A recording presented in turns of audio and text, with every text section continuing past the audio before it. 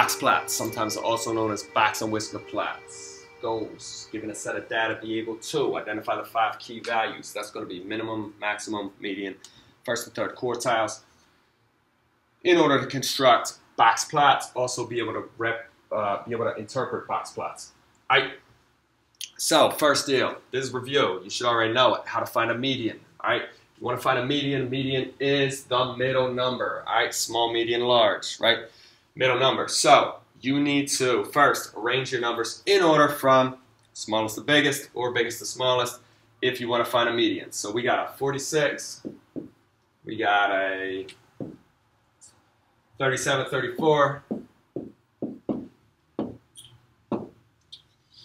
26, 19, 18, 11.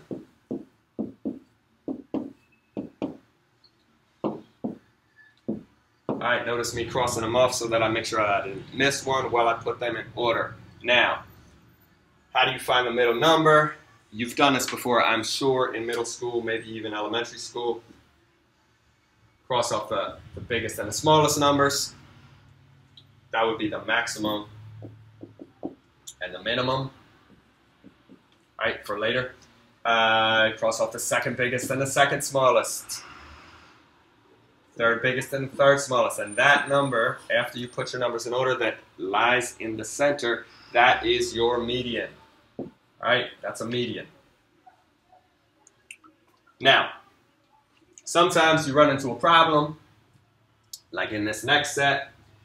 So, alright, there's 8 numbers. Maybe you already have seen this problem before or can guess what the problem's going to be if there's 8 numbers. But again, how about you try this first? See what you can do with it. See if you run into the problem. Hit pause. Try it. Then I do it. Here we go. 11, 19, 21, 26, 30, 41.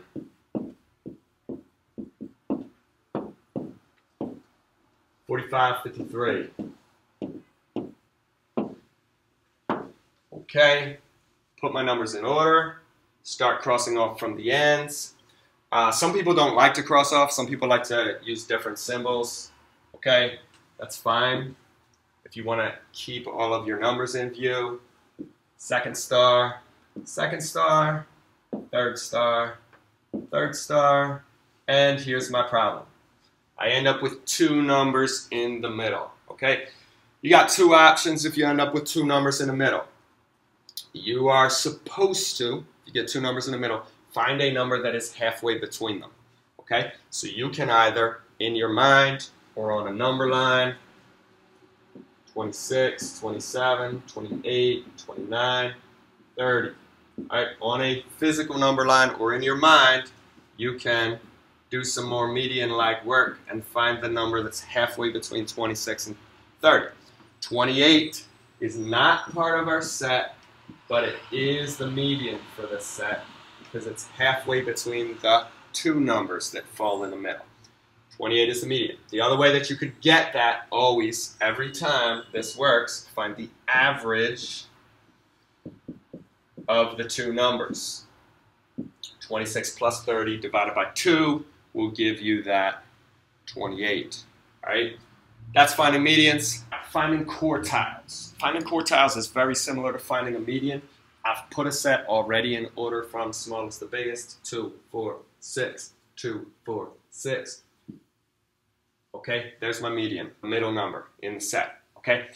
How do we find quartiles? There are 4 quartiles, all right, 4 quarters. Quartiles divide, my fault. Quartiles divide data into 4 quarters. There are 3 quartiles that we care about. All right, 3 slashes will divide data into 4 pieces. All right, one of the quartiles you already know as the median. All right, median is the second quartile. We never call it that. We always call it the median, but it is the second quartile. Okay. First and third quartiles will take the data after you remove the median and split it into, split the lower half into half, split the upper half into half. All right, so what I mean by that is we ignore all of this right? Everything from the median up, we will ignore and then find the quote-unquote median of the lower half of the data, right? That will be the first quartile, right? This number, first quartile, same thing up here. Ignore from the median down, and we will find the third quartile. Right? First quartile, also known as lower quartile. Third quartile, also known as upper quartile. Okay? But anyway, that's how you find quartiles. First find the median, and then find the median of the lower set. Find the median of the upper set. Okay? What this does is splits my data into 4 equal pieces. We've got our stuff below the first quartile, our stuff between the first quartile and the median, our stuff above the median but below the third quartile, and our stuff above the third quartile. All right? Our data is split into 4 equal sized pieces using these quartiles. All right? Now, building a box plot. We got to put all that stuff together. So you're going to want to know what's the smallest number, the biggest number, the median, the quartiles first. All right, so to find them, I'm going to need to put my data in order from smallest to largest. Let's see, did I already do that for myself? I did. All right, cool. So, minimum, 9. Maximum, 51. Median. Usually this is how I do this. Right? I like to slash the numbers out. 1, 2, 3, 4, 5. 1, 2, 3, 4, 5. 6, 6, 7, 7. Median. 34. Quartiles. Now that I've found my median, I'll look only at the numbers below the median, and this is how I usually do it myself, is reverse slash. So 1, 2, 3, 1, 2, 3. 17 is my lower quartile. And then if we go up above,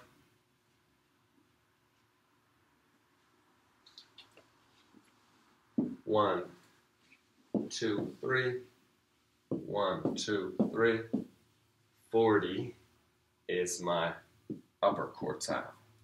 Okay, so we have 5 key values: minimum, maximum, median, first and third quartiles. All right, we're going to take a number line. The number line needs to capture all of these. So it needs to go from 9 all the way up to 51. Now, that'd be a lot of numbers for me to write if I count by ones, so I'm not going to count by ones. I'm going to count by tens. I'm actually going to start at 10 and just make sure I have a little bit of space below to show my 9, 10, 20. That's how it'll be 20. 30, 40, 50, 60. Okay? A number line that will capture all of my information above the number line. All right, a good bit of space above the number line. I'm going to put 5 dashes. Right, that represents my minimum. It's a little bit below 10. This represents my maximum. It's a little bit above 50. About halfway between 30 and 40, we've got 34, my median, and a little bit below 20, we've got 17, our first quartile, and exactly at 40, we've got our third quartile. All right, 5 dashes above. The middle 3 dashes we will use to make a box.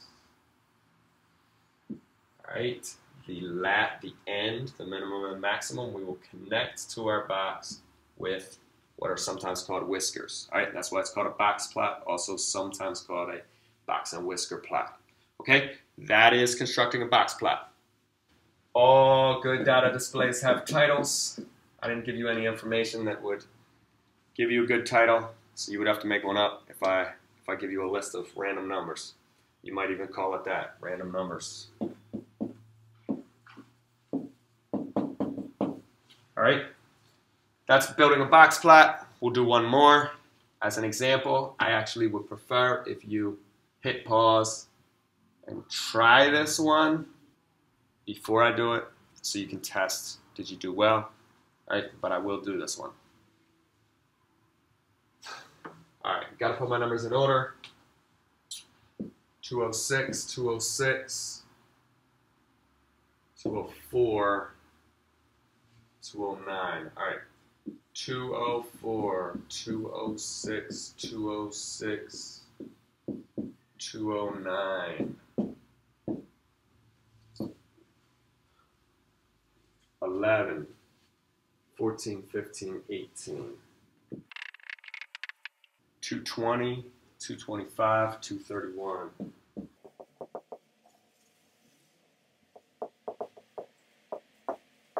And 263. All right, put my numbers in order from smallest to biggest. Minimum 204, maximum 263. Median 1, 2, 3, 4. 1, 2, 3, 4, 5, 5. All right, two numbers in the middle. My median is 214.5. That would be halfway between 214 and 215. All right. Quartiles. Looking just below my median, which includes 214. 1, 2, 1, 2. All right, two numbers in the middle again. Halfway between 206 and 209 will be 207.5. And looking above the median to find my third quartile. 1, 2. My fault. 1, 1, 2, 2. These two numbers are in the center. Halfway between that, 222.5. All right, 222.5. Okay, those are my 5 key values. Again, I make a number line. I need to get from 204 up to 263. I think I'm going to count by tens again. 200, 210, 220, 230, 240, 250, 260. All right, above the number line, I'll put my dashes. 204, 263, 214.5, 207.5, 222.5. Okay. Connect my center 3 with a box. Connect my ends with whiskers. That's a box plot. All right, minutes to finish the race. So we'll call this race times. That's building a box plot. The other thing that you need to be able to do is interpret a box plot. I will like to point out, box plots are a little weird in that they're one of the only data displays where a bigger section does not mean you have more data in that section, right? The whole point of a box plot is we built this, right? This is the median. So it means half of the numbers are above and half of the numbers are below, right? These quartiles also split the data in half. So that means there are the same number of runners in each of the 4 sections, right? If there were, well, I mean, we can say exactly how many there are in each section because we still have the list here. So there are 1, 2, 3 runners. 1, 2, 3 runners. 3 runners fall into each section, right? So keep that in mind when you are interpreting data, all right? A lot of times we talk about percents with these 5 key values and with box plots, right? If you are in the 75th percentile, you're better than 75% of the people. You would be exactly at the 3rd quartile. If you're at the 50th percentile, you're better than 50% of the people. And worse than 50% of the people, you're at the median, okay? 25% of the people fall into each box in each section in a box plot. Interpreting box plots. Basically, I want to be able to hand you one of these and say, tell me everything that you can about it. All right, what can you tell me? I can tell you that this has to do with ages of people in a ballet class. I can tell you that the median is around 15. So half of the people in the class are younger than 15, and half of the people in the class are older than 15. I can tell you that the youngest person is around 8 years old, and I can tell you that the oldest person in the class is around 26. I can tell you that a quarter of the people are between ages 8 and 13. I can tell you that a quarter of the people are between ages 13 and either 15 or 16, depending on how you want to interpret that arrow. I can tell you that the top 25% of the class are between the ages of 23 and 26. Okay? If I gave you one more piece of information, if I told you how many people are in the class, right? If I said there are, let's say, 16 people in this ballet class, then I could even ask you questions about how many students are between the age of 8 and 15, right? And you would say, all right, if there's 16 people in the class, half of them would be 8 people between ages 8 and 15, right? If I asked you how many people in the class are younger than 23, you could say, well, I know there's 16 people altogether, so that means there's 4 people in each section. 4, 8, 12 people are younger than 23. All right, so that is interpreting a box plot. Let's look at another one. You tell me what you can about it. I'll even say before you hit pause, there are 36 people in this Taekwondo Leap class, okay? And then hit pause, write down as much as you can about this. All right, hopefully you wrote down some ideas by now. Unpaused, obviously, because I'm talking again. What are some things I could tell you? I could tell you that half of the people in this Taekwondo Leap class are older than 20 or 19, depending on how you interpret that. That means 18 people are older than 20, 18 people are younger than 20. I can tell you that the youngest person in the class is 12. And I can tell you that the oldest person in the class is 25. I can tell you that 75% of the class is younger than 22. And 75% of the class, 3/4 of the class, would be 27. There are 27 people that are younger than 22. All right, those are the kinds of things I can tell you. I can tell you that each section has 9 students in it. I can tell you that the number of students that are between 12 and 13, there's a lot of them. They're packed in there. 9 students are between ages 12 and 13. Whereas from 13 to 19, my students are more spread out. All right, the same 9 students, but over a longer age range. Okay, so those are the kind of things that we can tell you. That's how a box plot is built, how we interpret it, what kind of information we can take from it. Box plots really, I've been giving you small lists of numbers. In all truth, people that make box plots make them with intent to the intent to condense a ton of information into a really small display. So like if you had 500 pieces of data that you wanted to, I don't want to show pages and pages of my data. I can condense 500 pieces into a little display that looks like this, right? Because if I have 500 pieces of data, I just need my lowest 125 in that section, my highest 125 in that section, and 125 in each of these sections, right? And I could have all that data just in a small little display, all right, with the number line down here, right? Cool.